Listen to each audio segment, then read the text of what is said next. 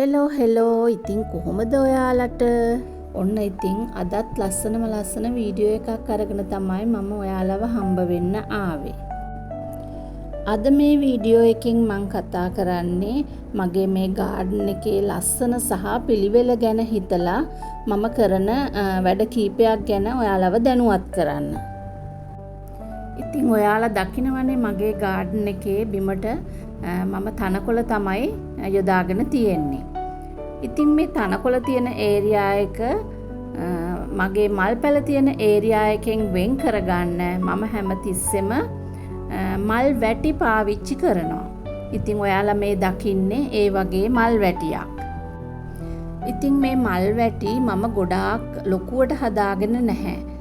මට මේන්ටේන් කරගන්න පුළුවන් විදිහට පොඩි මල් වැටි තමයි යොදාගෙන තියෙන්නේ. ඉතින් මම ඒවා මේ වගේ පොඩි කතුරකින් තමයි කපලා ලස්සනට ගානට හදාගන්නේ.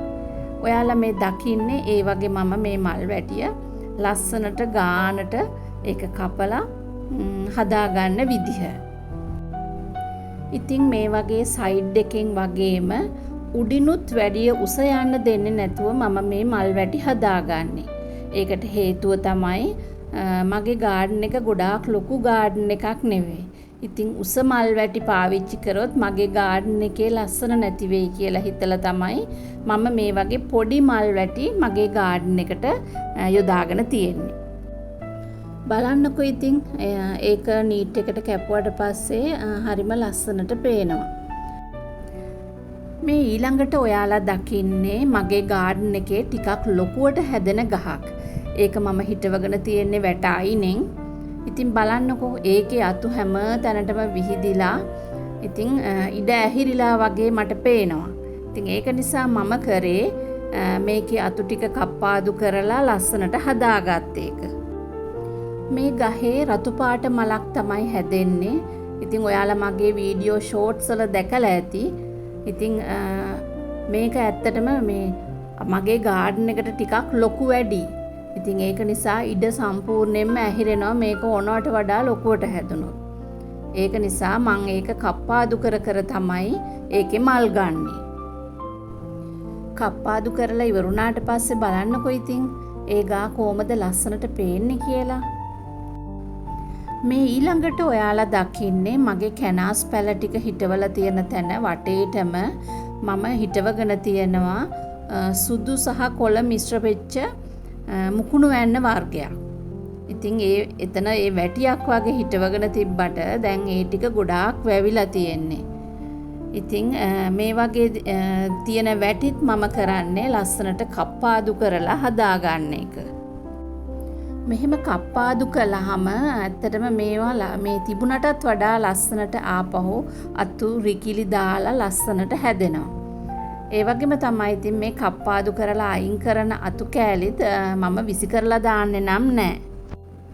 මෙහෙම කප්පාදු කරනකොට අයින් වෙන ලොකු අතු කෑලි මම මේ වගේ එකතු කරලා පෝච්චියකට ආපහු හිටව ගන්නවා.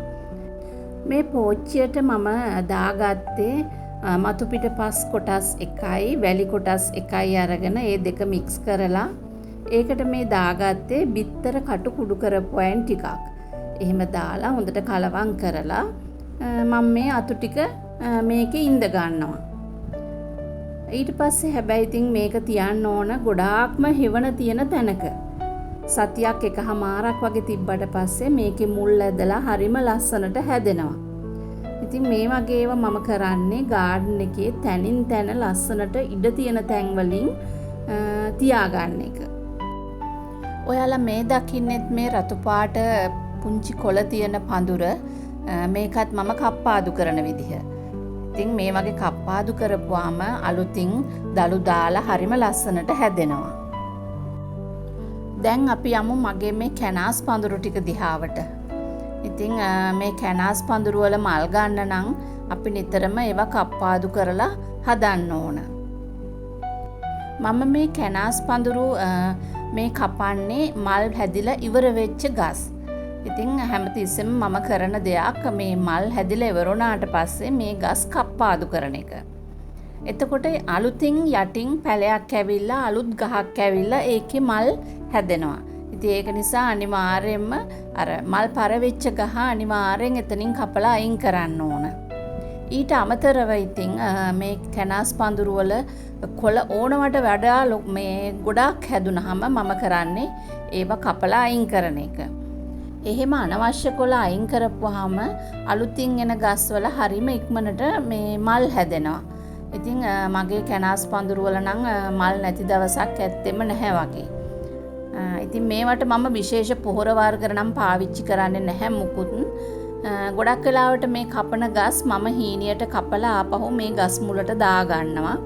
ඉතින් එහෙම වුණාම අර ගස් වලට අවශ්‍ය තෙතමනය ගස් මුල රැඳෙනවා. ඉතින් මේ කැනාස් වලට ටිකක් වැඩිපුර වතුර ඕනි. ඉතින් ඒක නිසා මම වතුර අවශ්‍ය නිසා තමයි එහෙම කොළ කපලා ඒ ගස් මුලට දාන්නේ. ඉතින් මේ බලන්නකො මේ මගේ කැනාස් ටික මේ වෑ මල් පිරිලා ලස්සනට හැදිලා තියෙනවා. ඉතින් මම හිතනවා අදත් මගේ වීඩියෝ එක ඔයාලට වැදගත් වෙයි කියලා. එහෙනම් ඉතින් අදට මම ගිහිල්ලා එන්නම්. ඔයාලා හැමෝටම සුබ දවසක්.